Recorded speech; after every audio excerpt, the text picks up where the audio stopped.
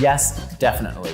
But on other worlds, these aren't called earthquakes, they're called moonquakes or marsquakes if they're on the moon and Mars. We know that these exist because we actually sent seismometers to the moon and to Mars. And when we sent seismometers to these worlds, we actually found thousands of quakes underneath the surface. Even when we don't have seismometers on other planets, we can actually tell that some worlds have earthquakes or had earthquakes in the past because there are cracks at the surface. And so when we see cracked rocks or even cracked ice on places like Europa and Enceladus, we know for a fact that there were quakes there to generate those cracks.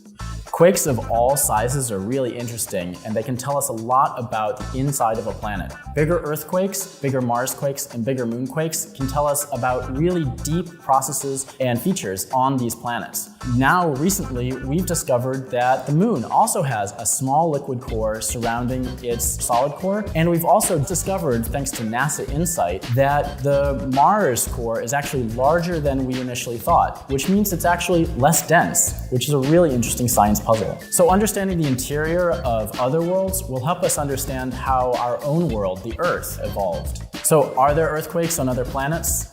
Definitely.